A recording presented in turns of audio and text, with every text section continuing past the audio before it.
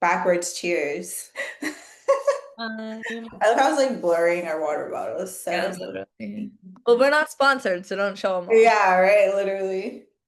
But okay, everyone. Hi, welcome back to this week's episode of The Changing Room, where we talk fast about fast topics, period.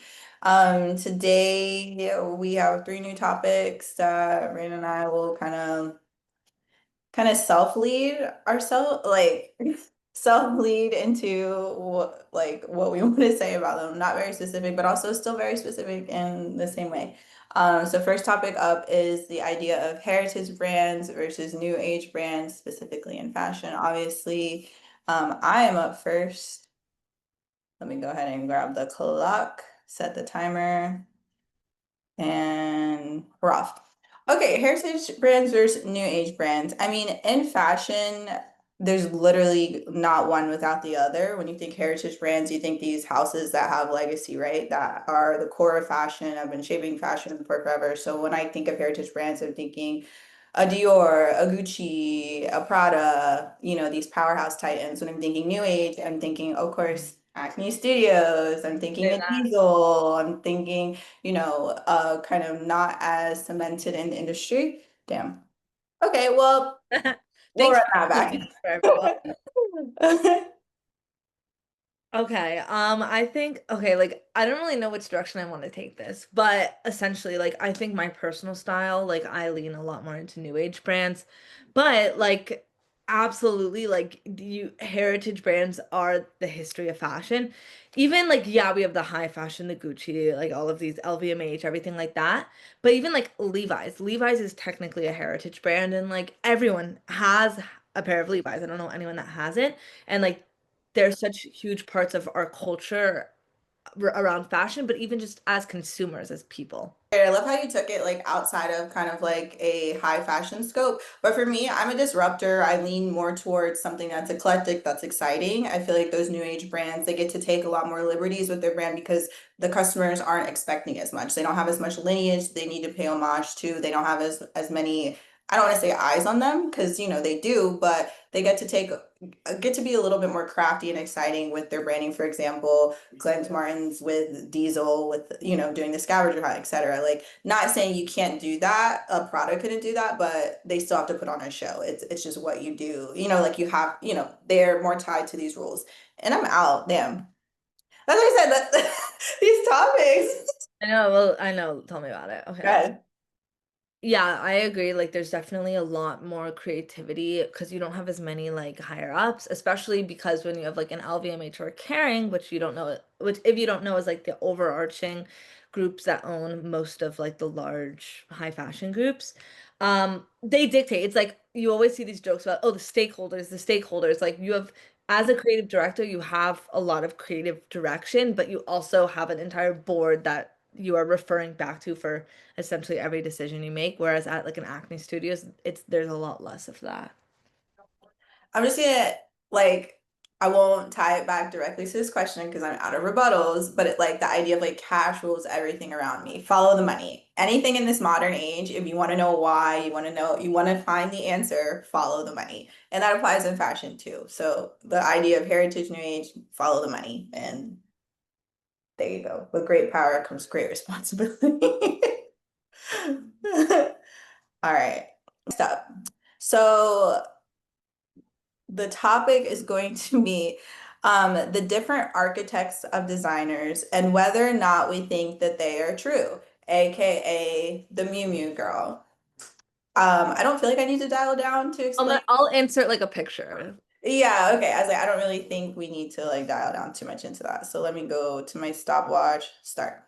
So the idea of an archetype, I think, is important to the brand because when you're driving the brand vision season after season after season, there has to be something, and even maybe transitioning through different creative directors, whatever that is, there has to be something that it's essentially the glue that's like holding the brand together. Like, who is our girl, regardless of who is buying or who's trending this season, like who is our core audience who again is funneling their money into our brand. Follow the money, and I'm out. But I'll circle back around on that on my next one.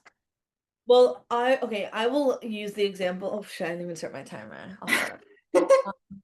I will use the example of the Mew Mew girl as well. The Mew Mew girl, like, we said we weren't gonna explain it. I'm gonna explain it right now. Like, the Mew Mew girl is this like philosophical, well-educated girl. She's too cool. Like, she doesn't have time to worry about like her outfit, so it's thrown together. It's like this very like effortlessly chic, like cool girl archetype. But then when you see the typical Miu Miu consumer, it's pretty far from that. It's the influencers that are all buying the same glasses with the collared shirt or the silk skirt, and like they're not really styling it in the way that the Miu Miu archetype is intended to be seen.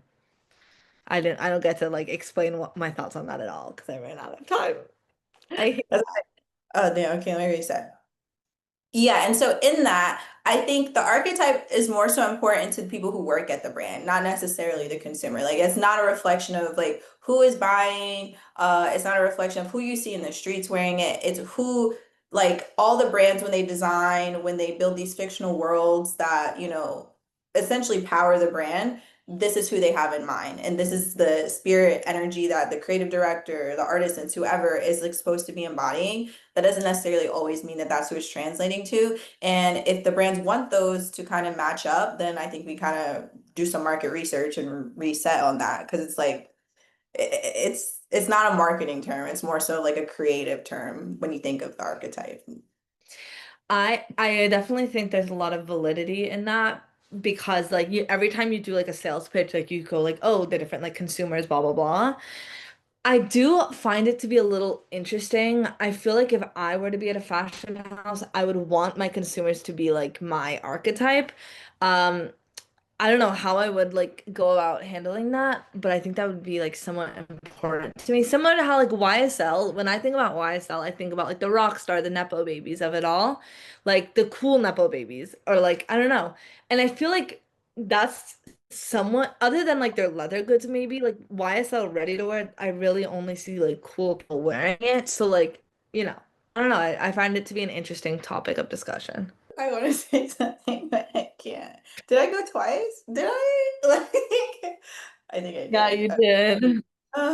Anyway, but like maybe I'll just go like this to the YSL archetype slash market consumer being aligned because that's a brand who does it well. Last topic is wins versus losses of Milan Fashion Week. Let me reset and go. Okay. I like to err on the positive side and anything, especially fashion. I mean, we can just say good, bad, whatever, but like I don't really see anything as a loss. What I will say is everyone was kind of like going crazy on Louise Trotter's like Bottega debut. And like I love uplifting another girl, especially when like one of our main complaints is that there's not enough female creative directors. But at first glance, I was just like, wait, like, am I missing something? So I had to go back and watch the show. I'm out, but I'll follow up on this. I okay, going off like stealing your point to a little bit, but I love Bottega. I think it's like a beautiful, beautiful brand. I think what Louise did really well, it was like the details. When I look at the full look, would I wear that look? No, but like the shoes, like the small embellishments is I think really where she shines, and that's what I really loved about Bottega. I am very happy to see her at Bottega. I think she'll take it in a really cool direction. I'm out of time. Yeah, so I went back and like watched the show in real time to see how the garments were moving because it was clearly a very like texture-led show, and I think that's where it shined. So I think for me, a loss was maybe the styling of it. There was not one look where I was like, yeah, yeah, like that's me, like eight down. So a loss for me. Speaking of styling, another thing that felt like a loss to me was really the street style, like streetwear that you normally see on every fashion week. Like there's always like one like clip where I'm just like, this girl ate down, or wait, I was watching videos and I'm like pause to see there's like not one girly where I was like completely moved by the streetwear this year. So I was a little let down by that. I'm out of time, but yeah. Okay, going off on that, a little insider tea, it's a little bit of a recession indicator when you see less people getting dressed by brands. It's very indicative of like the current like climate. And we saw, especially at Milan Fashion Week, a lot more of an emphasis on inviting editors and like celeb than like influencers. And editors never get dressed by the brand. So therefore, I think that's why we saw a lot less good quality street styling than we have in like the past few years. Well, that's it for this week. I feel like I can continue to go on that topic a little longer, but and True Fashion will always wrap it up. I always want to keep talking, just I talk, talk. know, bro. But then But you we meet me did in it person. I'm like, ourselves. We made this.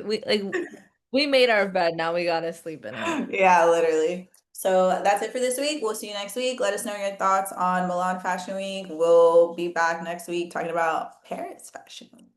Bye. Yeah.